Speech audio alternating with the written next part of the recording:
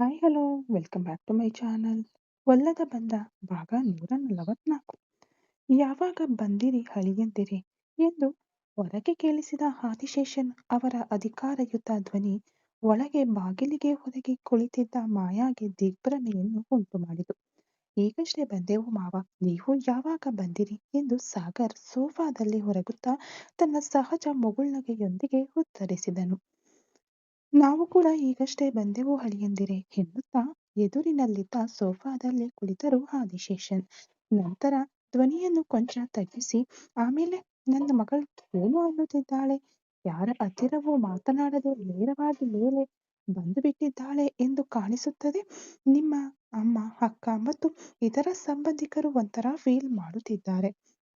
ನೀವು ಏನೂ ತಪ್ಪಾಗಿ ತಿಳಿದುಕೊಳ್ಳಬೇಡಿ ಅಳಿಯಂದಿರೆ ಅಂದಾಗ ಸಾಗರ್ ಏನೂ ಮಾತನಾಡದೆ ಅವರನ್ನೇ ನೋಡುತ್ತಿರಲು ಆದಿಶೇಷನ್ ಮುಂದುವರೆಸಿದರು. ಮಾಯಾಗೆ ಈ ಮದುವೆಯಲ್ಲಿ ಇಷ್ಟವಿಲ್ಲದಿದ್ದಕ್ಕೆ ಹೀಗೆ ನಡೆದುಕೊಳ್ಳುತ್ತಿದ್ದಾಳೆ. ಹೋಗುತ್ತಾ ಹೋಗುತ್ತಾ ಅವಳಿಗೆ ನೀವು ಇಷ್ಟವಾಗಲು ಶುರುವಾದರೆ ನಿಮ್ಮ ಫ್ಯಾಮಿಲಿ ಮೆಂಬರ್ಸ್ ಹತ್ತಿರವೂ ಅವಳು ಸಹಜವಾಗಿ ಬೆರೆತು ಬಿಡುತ್ತಾಳೆ. ದಿಢೀರನೆ ನಡೆದ ಮದುವೆಯಿಂದ ಅವಳ ಮನಸ್ಸಿಗೆ ಪೆಟ್ಟಾಗಿರುತ್ತದೆ. ಅವಳಿಗೂ ಸ್ವಲ್ಪ ಸಮಯ ಬೇಕಾಗುತ್ತದೆ ಅಲ್ಲವೇ ಎಂದರು. ಬಾಗಿಲಿನ ಸಂದಿಯಿಂದ ಇಣುಕಿ ನೋಡಿದ ಮಾಯಾಗೆ ಆಶ್ಚರ್ಯವಾಯಿತು. ಇವರ ನನ್ನ ಮನಸ್ಸಿನ ಬಗ್ಗೆ ಮಾತನಾಡುತ್ತಿದ್ದಾರೆ ಎಂದು ಯೋಚಿಸಿದವಳು ಮೆಲ್ಲನೆ ಬಾಗಿಲು ತೆಗೆದು ಹೊರಗೆ ಬಂದಳು. ಸಾಗರ್ ಅಲ್ಲಿ ಕಾಲಿನ ಮೇಲೆ ಕಾಲು ಹಾಕಿ ಸೋಫಾದಲ್ಲಿ ಕುಳಿತಿರಲು ಎದುರಿನಲ್ಲಿ ಆದಿಶೇಷನ್ ಗಂಭೀರವಾಗಿ ಕುಳಿತಿದ್ದರು. ಆಮೇಲೆ ಮಾವ, ಅತ್ತೆ ಬರಲಿಲ್ಲವೇ ಎಂದು ಸಾಗರ್ ವಿಚಾರಿಸಲು, ಈ ಬಾರಿ ರಿಸೆಪ್ಷನ್ಗೆ ಅವಳನ್ನು ಕರೆದುಕೊಂಡು ಬಂದುಬಿಟ್ಟೆ ಅಳಿಯಂದಿರೆ, ಕೆಳಗೆ ನಿಮ್ಮ ಅಪ್ಪನ ಹತ್ತಿರ ಮಾತನಾಡುತ್ತಿದ್ದಾಳೆ ಎಂದರು ಆದಿಶೇಷನ್. ಆಗ ಅಲ್ಲಿಗೆ ನಡೆದು ಬಂದ ಮಾಯಾ ಖಾರವಾದ ಧ್ವನಿಯಲ್ಲಿ, ಪರವಾಗಿಲ್ವಲ್ಲ, ನಿಮ್ಗೂ ಹೆಂಡತಿಗೆ ಮರ್ಯಾದೆ ಕೊಡಬೇಕು ಎಂದೆಲ್ಲ ಅನ್ನಿಸಿದೆಯಲ್ಲ ಎಂದು ಸಾಗರ್ ಮತ್ತು ತನ್ನ ಅಪ್ಪ ಇಬ್ಬರನ್ನೂ ಒಟ್ಟಿಗೆ ಚುಚ್ಚಿ ಮಾತನಾಡಿದಳು. ಆದಿಶೇಷನ್ ತನ್ನ ಮಗಳನ್ನು ನಿಮಿರ್ದು ನೋಡಿ, ಮಾಯಾ ಬಾ ತಾಯಿ, ಹೇಗಿದ್ದೀಯಾ ಎಂದು ಕ್ಷೇಮ ವಿಚಾರಿಸಿದರು.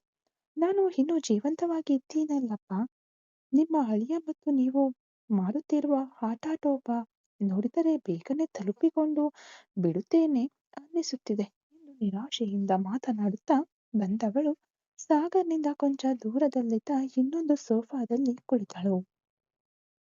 ಮಾಯಾ, ಏನ್ ಮಾತಾಡ್ತಾ ಇದೀಯಾ ನೀನು? ನಿನ್ನನ್ನು ಸಾಯಿಸುವುದಕ್ಕ ನಾನು ಮದುವೆಯಾಗಿದ್ದು ಎಂದು ಸಾಗರ್ ಗದರಿಸುವ ಧ್ವನಿಯಲ್ಲಿ ಮುಂದುವರೆಸಿದನು. ಇಲ್ಲಿ ನೋಡು, ನಾಳೆ ನಮಗೆ ರಿಸೆಪ್ಷನ್ ನಡೆಯಲಿದೆ. ಕೊಂಚವಾದರೂ ವಾಸ್ತವವನ್ನು ಅರ್ಥ ಮಾಡಿಕೊ. ಎಲ್ಲರಿಗೂ ಅವರವರ ಜೀವನ ಮುಖ್ಯ, ಹಾಗೆಯೇ ನಮಗೂ ಕೂಡ. ವಿಕ್ರಮ್ ಮದುವೆಯಾಗಿ ತನ್ನ ಲೈಫ್ ನೋಡಿಕೊಳ್ಳಲು ಶುರು ಮಾಡಿದ್ದಾನೆ. ನೀನು ಅನಗತ್ಯವಾಗಿ ಅವನನ್ನು ನೆನೆಸಿಕೊಂಡು ನಮ್ಮ ಜೀವನವನ್ನು ನರಕ ಮಾಡಬೇಡ. ನಾಳೆ ವಿವಾಹ ಕಾರ್ಯಕ್ರಮ ಮುಗಿಯಲಿ, ಅದಾದ ನಂತರ ಸಂತೋಷವಾಗಿ ನಮ್ಮ ಲೈಫ್ ಸ್ಟಾರ್ಟ್ ಮಾಡೋಣ ಎಂದಾಗ ಮಾಯಾ ಖಾರವಾಗಿ ನೋಡಲು ಮತ್ತೆ ಮುಂದುವರೆಸಿದ, ಚೆನ್ನೈನಲ್ಲಿ ಇದ್ದರೆ ತಾನೇ ನಿನಗೆ ಅನಗತ್ಯ ಆಲೋಚನೆಗಳು ಬರುವುದು, ಇಲ್ಲೇ ಮುಂಬೈನಲ್ಲೇ ಇದ್ದು ಬಿಡೋಣ ಎಂದನು. ಏನು, ಮುಂಬೈನಲ್ಲ ಎಂದು ಮಾಯಾ ರೇಗಿದಳು. ಅದನ್ನು ನೋಡಿ ಆದಿಶೇಷನ್, ಮಾಯಾ, ಹಳಿಯಂದಿರು ಹೇಳುವುದನ್ನು ಕೊಂಚವಾದರೂ ಅರ್ಥ ಮಾಡಿಕೊ ಎಂದು ಧ್ವನಿ ಏರಿಸಿದರು.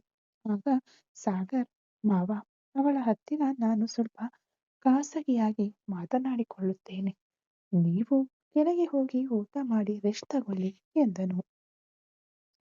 ಸರಿ ಅಳಿಯಂದಿರೆ ಎಂದು ಹೇಳಿ ಆದಿಶೇಷನ್ ಅಲ್ಲಿಂದ ಎದ್ದು ಹೋದರು. ಅವರು ಹೋದ ತಕ್ಷಣ ಸಾಗರ್ ಮೆಲ್ಲನೆ ಎದ್ದು ಬಂದು ಮಾಯಾ ಪಕ್ಕದಲ್ಲಿ ಕುಳಿತನು. ಮಾಯಾ ಅಸಹ್ಯಪಟ್ಟು ಅವನಿಂದ ದೂರ ಹೋಗಲು ಯತ್ನಿಸಲು ಅವಳ ಕೈಯನ್ನು ಗಟ್ಟಿಯಾಗಿ ಹಿಡಿದುಕೊಂಡನು. ಇಲ್ಲಿ ನೋಡು ಮಾಯಾ, ಜೀವನ ಎನ್ನುವುದು ಒಂದೇ, ಅದನ್ನು ನಾವು ಸಂತೋಷವಾಗಿ ಬಾಳಬೇಕು ಎಂದನು ಗಂಭೀರ ಧ್ವನಿಯಲ್ಲಿ. ಲವ್ ಎನ್ನುವುದು ಎಲ್ಲರ ಜೀವನದಲ್ಲೂ ಒಂದು ಪಾರ್ಟ್, ಅದೇ ಇಡೀ ಜೀವನವಲ್ಲ. ಹಲವು ಬಾರಿ ನಿನಗೆ ಹೇಳಿಬಿಟ್ಟೆ, ನೀನು ಅರ್ಥ ಮಾಡಿಕೊಳ್ಳುತ್ತಿಲ್ಲ. ವಿಕ್ರಮ್ ಈಗ ಇನ್ನೊಬ್ಬ ಹೆಣ್ಣಿನ ಗಂಡ, ಅವನು ನಿನ್ನನ್ನು ಮರೆತು ಸಂತೋಷವಾಗಿ ಆ ಹುಡುಗಿಯ ಜೊತೆ ಬಾಳಲು ಶುರು ಮಾಡಿದ್ದಾನೆ. ನೀನೆಂದರೆ ಅನಗತ್ಯವಾಗಿ ಕೋಪಿಸಿಕೊಂಡು ಹಠ ಹಿಡಿದು ನಮ್ಮ ಜೀವನವನ್ನು ಹಾಳು ಮಾಡ್ತಾ ಇದ್ದೀಯ ಅಂದಾಗ ಮಾಯಾ ಅವನನ್ನು ದಿಟ್ಟಿಸಿ ನೋಡಲು ಸಾಗರ್ ಮುಂದುವರೆಸಿದನು. ನಿನಗೆ ಹೇಗೆ ಹೇಳಿ ಅರ್ಥೈಸಬೇಕೋ ನನಗೆ ಗೊತ್ತಾಗುತ್ತಿಲ್ಲ. ಕೆಲವು ವಿಷಯಗಳನ್ನು ಹೇಳಿ ಅರ್ಥ ಮಾಡಿಸಬಹುದು. ಕೆಲವು ವಿಷಯಗಳನ್ನು ಅನುಭವಿಸಿದರೇನೆ ತಿಳಿಯುತ್ತದೆ. ಇಷ್ಟು ದಿನ ನಿನಗೆ ನಾನು ಟೈಮ್ ಕೊಟ್ಟೆ. ನೀನು ಅದನ್ನು ಅರ್ಥ ಮಾಡಿಕೊಳ್ಳಲಿಲ್ಲ. ನಾಳೆ ನಮಗೆ ರಿಸೆಪ್ಷನ್ ಮುಗಿದ ತಕ್ಷಣ ಅಂದೇ ರಾತ್ರಿ ನಮಗೆ ಫಸ್ಟ್ ನೈಟ್ ನಡೆಯುತ್ತದೆ. ಅದರಲ್ಲಿ ಯಾವುದೇ ಬದಲಾವಣೆ ಇಲ್ಲ.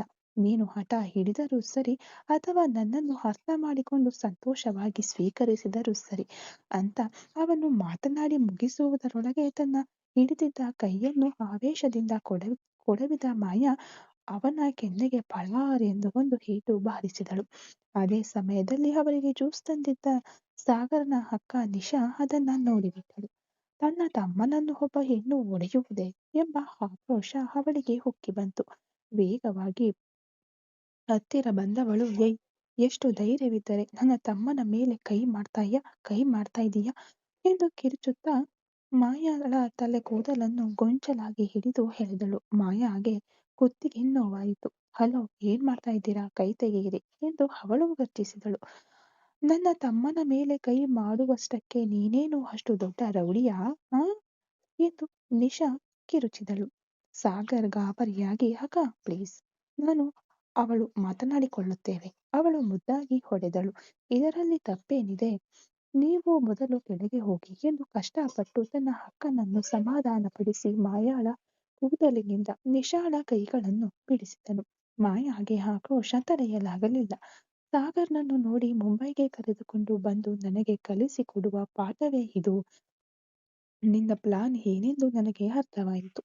ಒಂಟಿಯಾಗಿ ನಿನ್ನಿಂದ ನನ್ನನ್ನು ನಿಭಾಯಿಸಲು ಸಾಧ್ಯವಾಗುತ್ತಿಲ್ಲ. ಅದಕ್ಕೆ ನಿನ್ನ ಫ್ಯಾಮಿಲಿಯನ್ನು ಇಟ್ಕೊಂಡು ನನ್ನನ್ನು ಬೆದರಿಸಲು ನೋಡ್ತಾ ಇದೀಯ. ನಿನ್ನ ಅಕ್ಕ ಏನು ದೊಡ್ಡ ರೌಡಿಯ? ನನ್ನ ಕೂದಲು ಹಿಡಿದು ಎಳೆಯುತ್ತಿದ್ದಾಳೆ. ತಿರುಗಿ ಕೈ ಮಾಡಲು ನನಗೆ ಹೆಚ್ಚು ಸಮಯ ಬೇಕಾಗುವುದಿಲ್ಲ.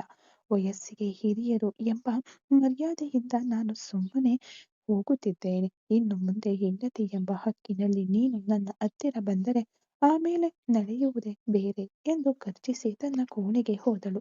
ಸಾಗರ್ ತಲೆಯ ಮೇಲೆ ಕೈ ಇಟ್ಟುಕೊಳ್ಳುತ್ತಾ ನಿಶಾಳನ್ನು ನೋಡಿದನು. ಅಕ್ಕ, ಏನು ಮಾಡುತ್ತಿದ್ದೀರಾ ನೀವು? ಈಗಾಗಲೇ ದೊಡ್ಡ ಪ್ರಾಬ್ಲಮ್. ಅವಳನ್ನು ಸರಿ ಮಾಡಲು ತಾನೇ ಇಲ್ಲಿಗೆ ಕರೆದುಕೊಂಡು ಬಂದೆ. ಈಗ ನೀವು ಅವಸರಪಟ್ಟು ಅವಳ ಮೇಲೆ ಕೈ ಮಾಡಿ ಇದನ್ನು ದೊಡ್ಡ ಸಮಸ್ಯೆಯಾಗಿ ಮಾಡಿಬಿಟ್ಟಿರಿ ಎಂದು ಬೇಸರ ಪಟ್ಟುಕೊಂಡನು. ನಿಶಾ ಬಿಟ್ಟುಕೊಡದೆ, ಸಾಗರ್, ಅವಳು ಮಾಡಿದ್ದು ತಪ್ಪು. ನಿನ್ನ ಮೇಲೆ ಕೈ ಮಾಡುವುದನ್ನು ನಾನು ನೋಡಿಕೊಂಡು ಸುಮ್ಮನಿರಲು ಸಾಧ್ಯವೇ? ಹೆಣ್ಣೆಂದರೆ ಒಂದು ಅಡಕವಿರಬೇಕು. ನಿನ್ನ ಹೆಂಡತಿಯನ್ನು ನೀನು ಹತೋಟಿಯಲ್ಲಿಡು. ಇಲ್ಲದಿದ್ದರೆ ನಾನು ಹತೋಟಿಗೆ ತರಬೇಕಾಗುತ್ತದೆ ಎಂದು ಗರ್ಜಿಸಿ ಹೊರಟು ಹೋದಳು. ಮತ್ತೆ ಮಾಯಾಳ ಕೋಣೆಯ ಬಾಗಿಲು ತೆಗೆದು ಒಳಗೆ ಹೋದನು ಸಾಗರ್. ಮೆತ್ತನೆಯ ದಿಂಬನ್ನ ಹಪ್ಪಿಕೊಂಡು ಬೋರಲಾಗಿ ಬಿದ್ದು ಅಳುತ್ತಿದ್ದಳು ಮಾಯಾ. ಬಾಗಿಲನ್ನು ಒಳಗಿನಿಂದ ಲಾಕ್ ಮಾಡಿ ಅವಳ ಬಳಿ ಹೋಗಿ ಕುಳಿತನು.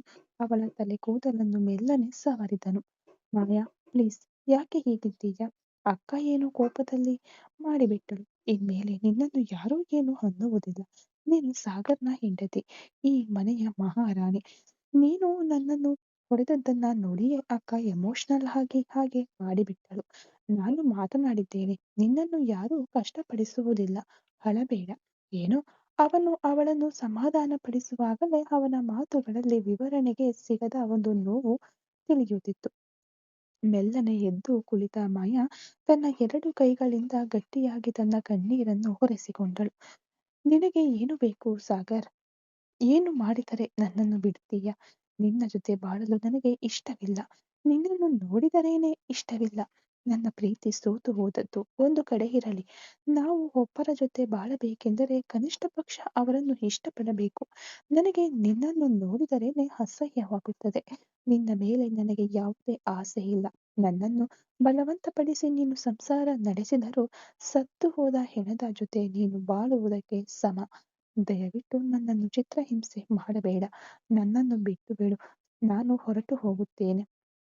ವಿಕ್ರಮ್ ಜೀವನಕ್ಕೆ ನಾನು ಖಂಡಿತವಾಗಿಯೂ ಹೋಗುವುದಿಲ್ಲ. ಅವನು ತನ್ನ ಹೆಂಡತಿಯ ಜೊತೆ ಸಂತೋಷವಾಗಿ ಬಾಳಲಿ. ಈ ಜನ್ಮದಲ್ಲಿ ನನ್ನ ಹಣೆ ಬರಹ ಇಷ್ಟೇ. ನಾನು ಒಂಟಿಯಾಗಿದ್ದರೂ ಒಂಟಿಯಾಗಿಯಾದರೂ ಇದ್ದು ಬಿಡುತ್ತೇನೆ. ಆದರೆ ನಿನ್ನ ಜೊತೆ ನನ್ನಿಂದ ಬಾಳಲು ಸಾಧ್ಯವಿಲ್ಲ ಅಂತ ನಿಧಾನವಾಗಿ ಆದರೆ ಗಂಭೀರವಾಗಿ ಹೇಳಿದಳು ಮಾಯಾ. ಈ ಸಲ ಕ್ಷಣಗಳು ಅವಳ ಮುಖವನ್ನು ನೋಡಿದವನು ಒಂದು ವೇದನೆಯ ನಗೆಯೊಂದಿಗೆ ಅವಳ ತಲೆಯನ್ನು ಮೆಲ್ಲನೆ ಸವರಿದವನು. ಮಾಯಾ ತನ್ನ ತಲೆಯನ್ನು ಹಿಂದಕ್ಕೆ ಎಳೆದುಕೊಂಡಳು. ಮಾಯಾ, ಹೆಚ್ಚು ಯೋಚಿಸಬೇಡ, ಶಾಂತವಾಗಿ ನಿದ್ರೆ ಮಾಡಿ ರೆಸ್ಟ್ ತಗೋ ಎಂದು ಹೇಳಿ ಎದ್ದವನು ಕೋಣೆಯ ಬಾಗಿಲು ತೆಗೆದು ಹೊರಗೆ ಹೋದನು.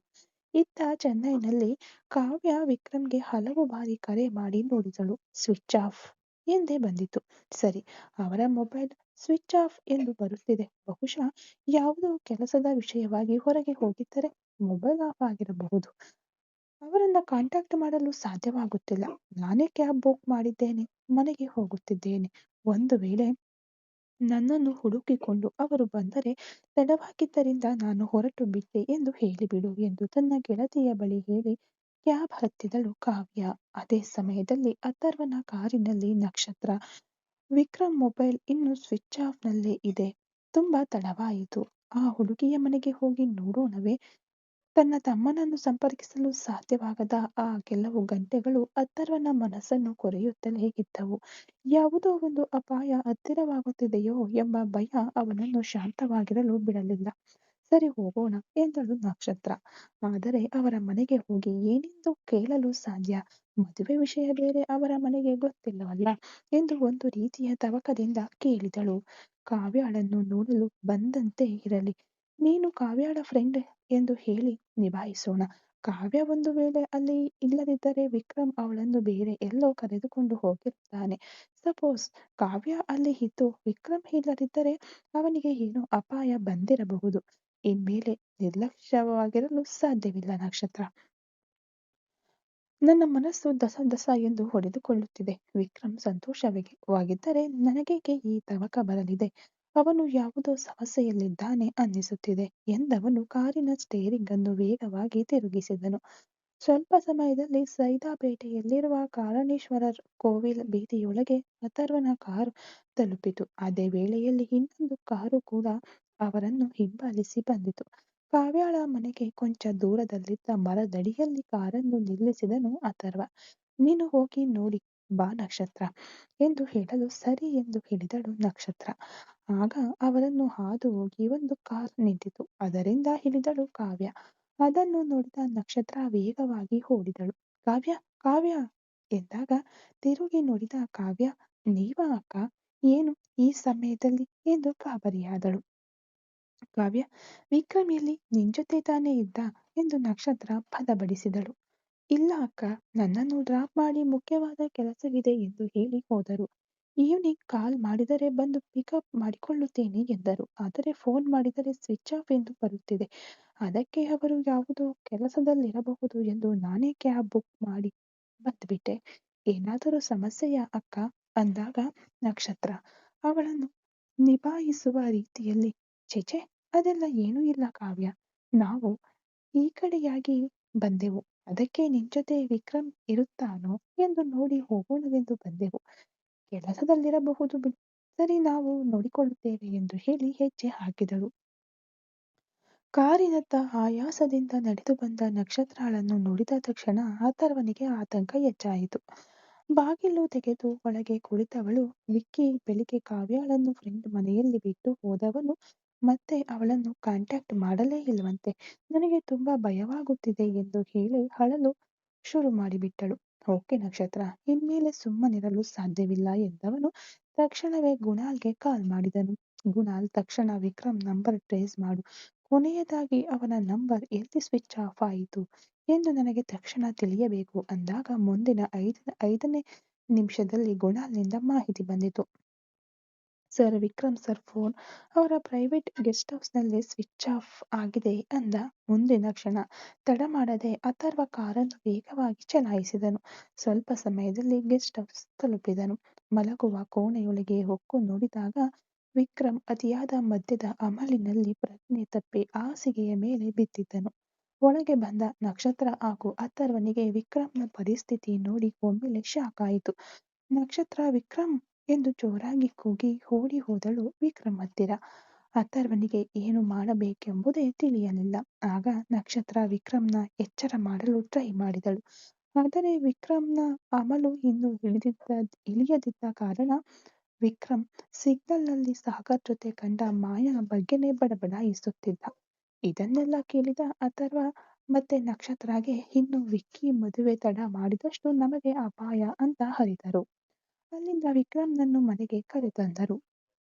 ಇತ್ತ ವೆನಿಲಾಳನ್ನು ಯುವ ಕಲ್ಕತ್ತಾಗೆ ಟ್ರೀಟ್ಮೆಂಟ್ಗೆ ಅಂತ ಕರೆದುಕೊಂಡು ಹೋಗುತ್ತಾನೆ. ಅಲ್ಲಿನ ಟ್ರೀಟ್ಮೆಂಟ್ ಸಕ್ಸಸ್ ಆಗಿ ವೆನಿಲಾ ಯುವ ತನ್ನನ್ನು ಅದು ಹುಚ್ಚಿಯ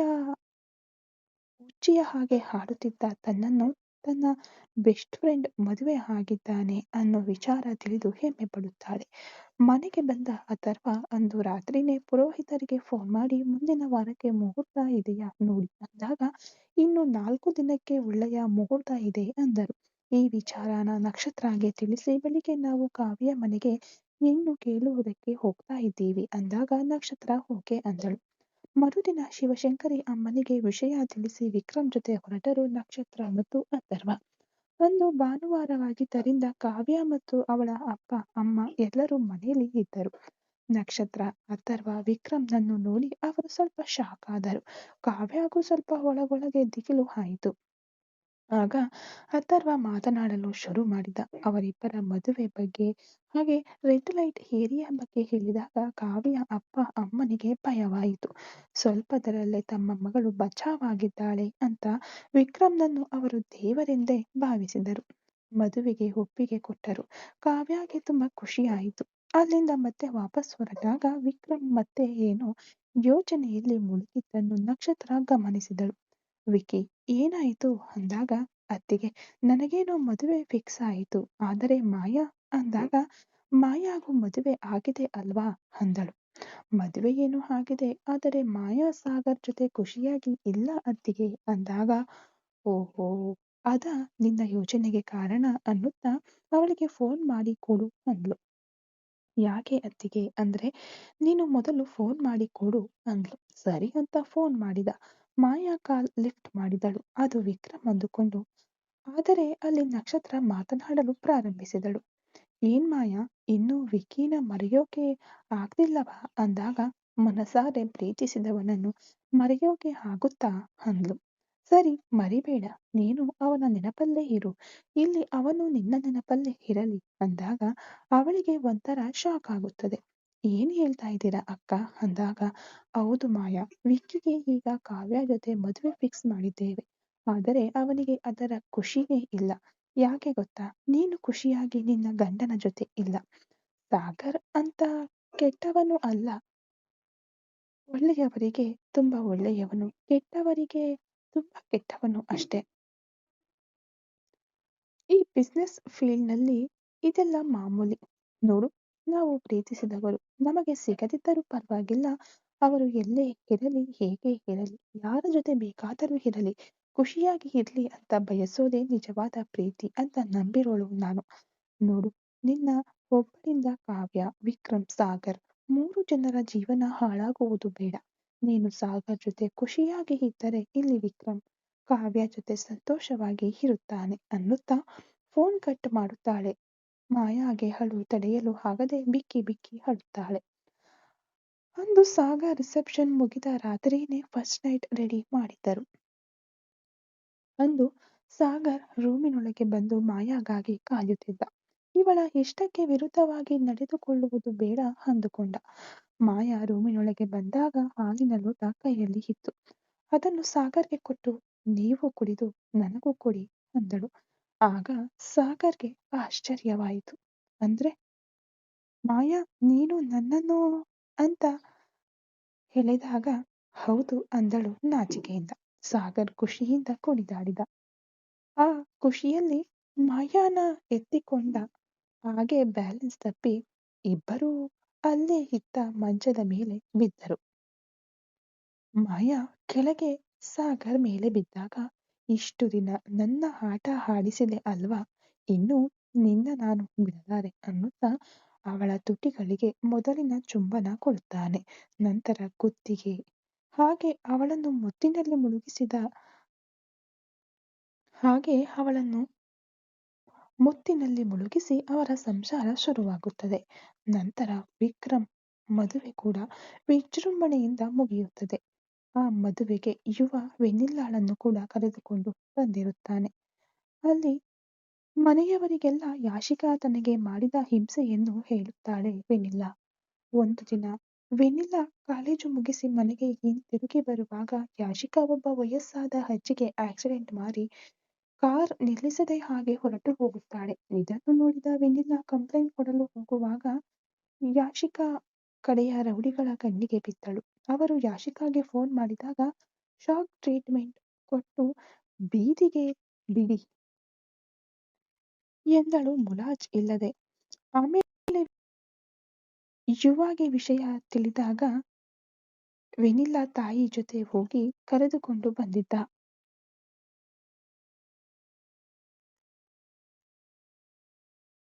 ಈ ವಿಷಯ ತಿಳಿದಾಗ ಎಲ್ಲರೂ ಯಾಶಿಕಾಳನ್ನು ಬೈದುಕೊಂಡರು. ಇಷ್ಟು ದಿನ ಆಗಿದ್ದನ್ನೆಲ್ಲ ಮರೆತು ಬಿಡಿ, ಇನ್ನು ಮುಂದೆ ಆದರೂ ಒಳ್ಳೆಯದು ಆಗಲಿ ಎಂದರು ಶಿವಶಂಕರಿ ಅಮ್ಮ. ಅಷ್ಟರಲ್ಲೇ ಇದ್ದಕ್ಕಿದ್ದ ಹಾಗೆ ಪ್ರಜ್ಞೆ ತಪ್ಪಿ ಬಿದ್ದಳು ನಕ್ಷತ್ರ. ಅಥರ್ವನಿಗೆ ದಿಗಿಲಾಯಿತು. ಎಲ್ಲರೂ ಗಾಬರಿ ಬಿದ್ದರು. ಮದುವೆಗೆ ಬಂದಿದ್ದ ಅವರ ಫ್ಯಾಮಿಲಿ ಡಾಕ್ಟರ್ ಬಂದು ಚೆಕ್ ಮಾಡಿದಾಗ ನಕ್ಷತ್ರ ಪ್ರೆಗ್ನೆಂಟ್ ಅಂತ ಗೊತ್ತಾಯಿತು. ಅಥರ್ವನ ಸಂತೋಷಕ್ಕೆ ಪಾರವೇ ಇಲ್ಲದಂತಾಯಿತು. ಅಥರ್ವನ ಕುಟುಂಬ ಸಂತೋಷದಲ್ಲಿ ತೇಲುತ್ತಿತ್ತು. ಈ ಕತೆ ಇಲ್ಲಿಗೆ ಮುಕ್ತಾಯಗೊಳ್ಳುತ್ತಿದೆ. ಎಲ್ಲರಿಗೂ ಧನ್ಯವಾದಗಳು.